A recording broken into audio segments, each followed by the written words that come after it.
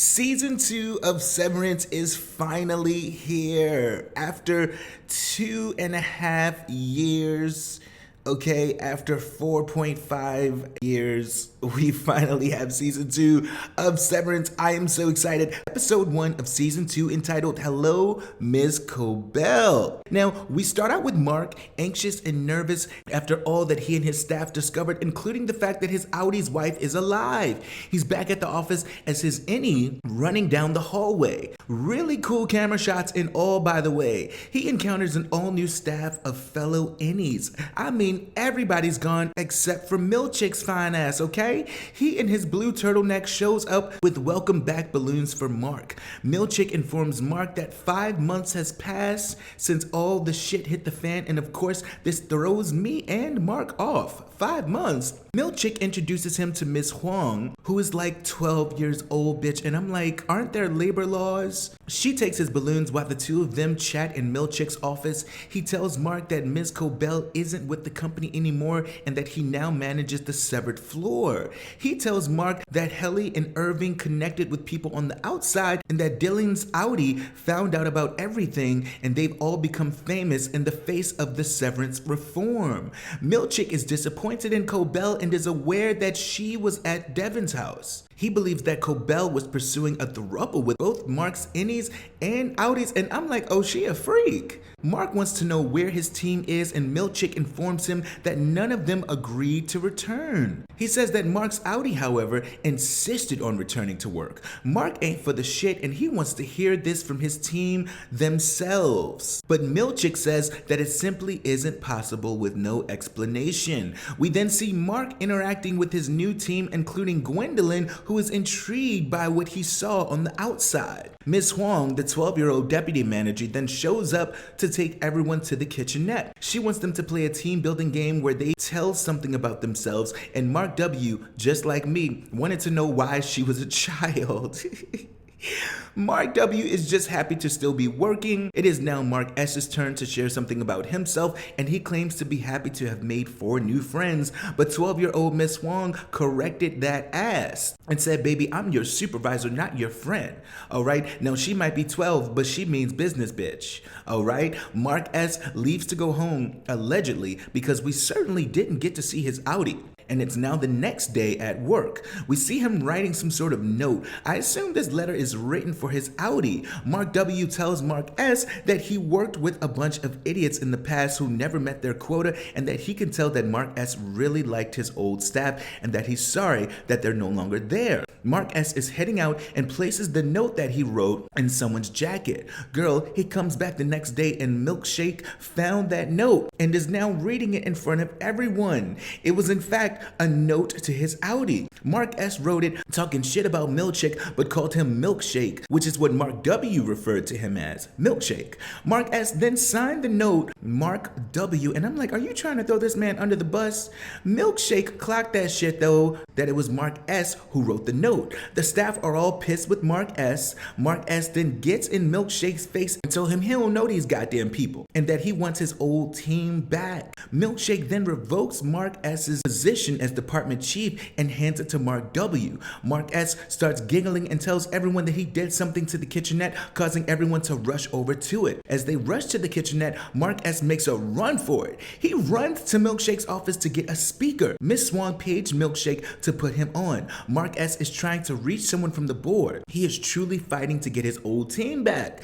Milkshake arrives to the office and shuts the whole thing down. He sends Mark S. away on the elevator. Mark S. arrived to a different floor where he sees Dylan. He tells him that it worked. Mark S. fills Dylan in on the new layout. Then Irving shows up. I'm so happy to see the old crew back. Next, Helly arrives from the elevator. Mark S. was anxiously awaiting her. Irving is not okay, and I assume he's grieving over Goodman.